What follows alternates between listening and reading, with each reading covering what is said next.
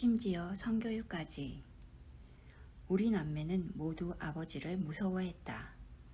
왜 그랬을까 생각해보면 아버지가 예민했기 때문이다. 정서적 반응을 시시각각 보이셨기 때문이다.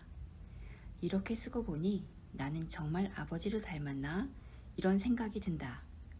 남편은 당신은 4대6이야 라고 말한다. 아버지가 40%, 엄마가 60%라는 의미다. 당신 큰오빠는 0대100이야. 큰오빠는 엄마를 빼닮았다는 소리다. 큰언니는 100대0이야. 아버지를 빼닮았다는 뜻. 작은오빠는 모르겠고 작은언니는 2대8이야. 당신은 5대5인 줄 알았는데 엄마를 조금 더 닮았어 라고 남편은 얘기하곤 한다.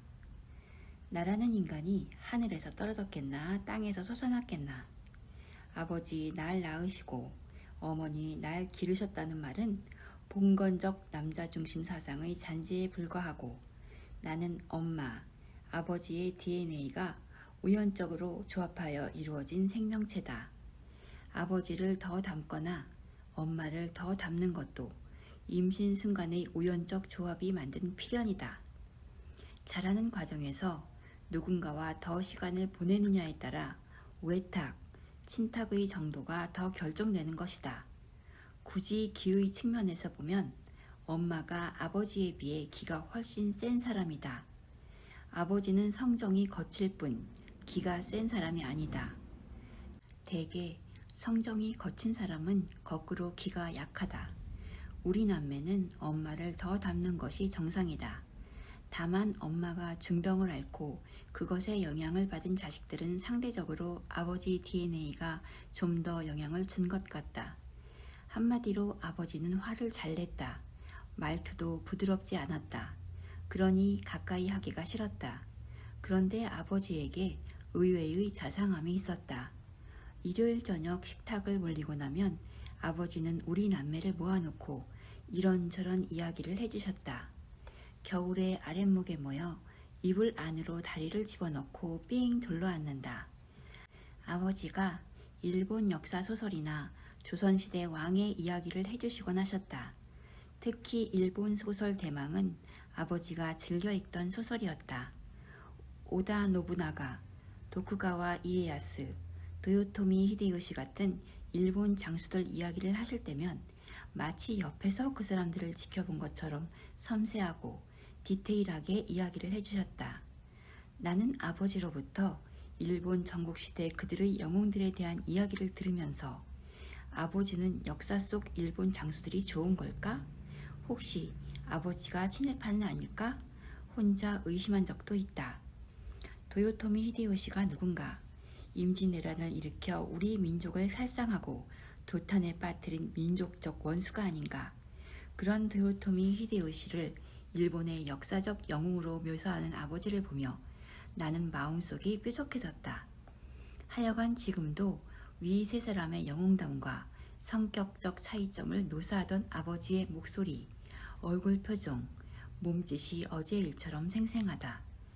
특히 세 사람의 일본 아저씨와 새 이야기는 어린 내게도 각인되어 있다. 오다 노부나가는 새가 울지 않으면 새를 죽여버린다. 도쿠가와 이에야스는 새가 울 때까지 기다린다. 도요토미 히데요시는 새가 울게 만든다. 라는 이야기를 듣고 오다 노부나가는 폭력적이며 무서운 사람이구나 싶었다. 도쿠가와 이에야스는 매우 답답한 아저씨겠다. 저런 노잼 아저씨는 현대에 태어났다면 굶어 죽었을 거라고 생각했다. 도요토미 히데요시가 울지 않는 새를 울게 만들었다는데 울게 만든 방법에 대해서는 별 언급이 없었기 때문에 그 방법이 궁금하기도 했지만 어린 내게는 안 우는 새를 굳이 울게 만들 이유가 있을까 싶었다. 고등학교에 진학해 대망이라는 일본 소설을 읽으면서 오다 노부나가가 일본 최초로 총기를 도입해 전투에 활용한 인물이라는 것을 알게 되었다. 울지 않는 새를 죽여버린다는 오다 노부나가에 대한 프레임이 얼마나 편향적인가 하는 것을 알게 되었다.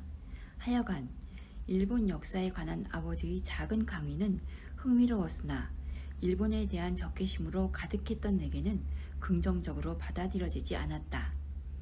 아버지가 일본 역사와 일본에 대하여 우호적인 생각을 가진 것이 아닌가 하는 나의 우려와 반감은 쉽게 가시지 않았다. 아버지는 친일파인가라는 것을 주제로 언니들과 토론한 적이 있었는데 내 생각을 조금이나마 바꾸게 된 것은 큰언니의 말 때문이었다. 막내, 너 다 커서 강남초등학교에 간 적 있지? 네가 왜 강남초등학교에 갔다고 생각해? 내 어린 시절이 그리워서 그런 거잖아. 아버지는 6살 때 일본에 가서 19에 한국에 돌아오셨어. 초등학교와 사춘기를 온전하게 일본에서 지내신 거야. 사람은 다 어린 시절을 추억하고 사는 거 아니니? 나는 아버지가 일본 역사와 일본 영웅을 얘기할 때마다 가슴이 아팠어. 막내 내가 6살 때 강제로 일본에 가게 되고 일본에서 살았다면 너도 일본에 대한 이야기밖에 할 게 없었을 거야. 언니에게 이 말을 들은 것이 대학교 때였다.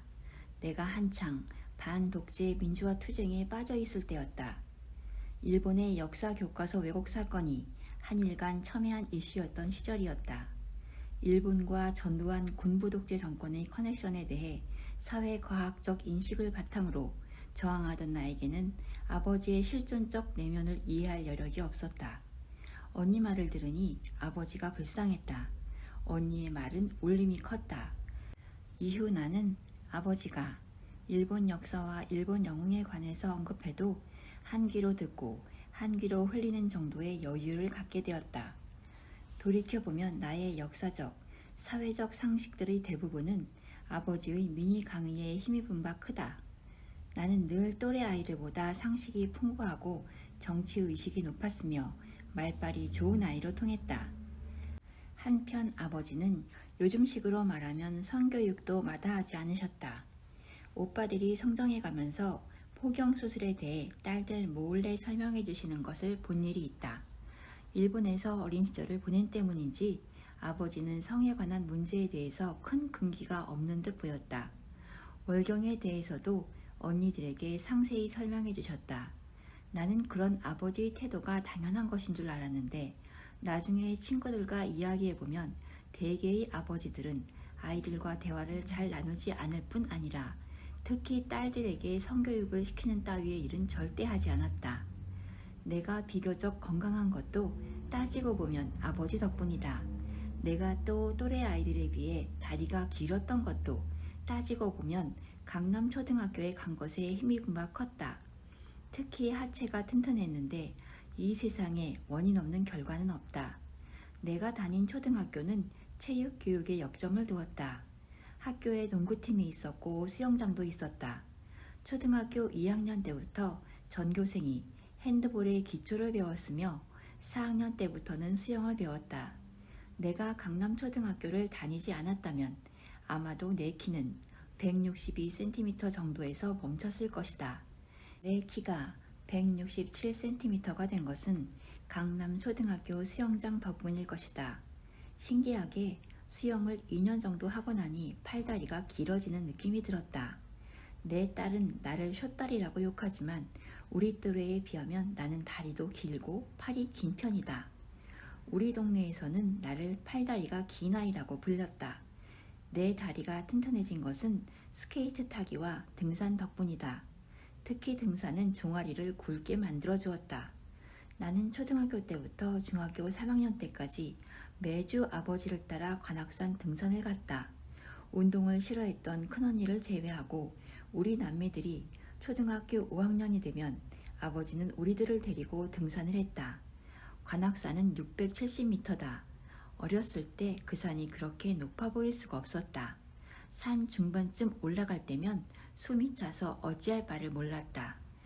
그래도 오기가 있어서 끝까지 올라가 꼭 연주함에 가서 밥을 얻어먹곤 했다. 요즘은 산에서 밥을 해먹는 것이 불법화되었는데 내가 중학교에 다닐 때까지만 해도 등산을 가면 밥을 지어 먹었다. 버너에 불을 붙이고 씻어온 쌀을 코펠에 넣어 올려놓으면 10분 이내로 밥이 지어졌다.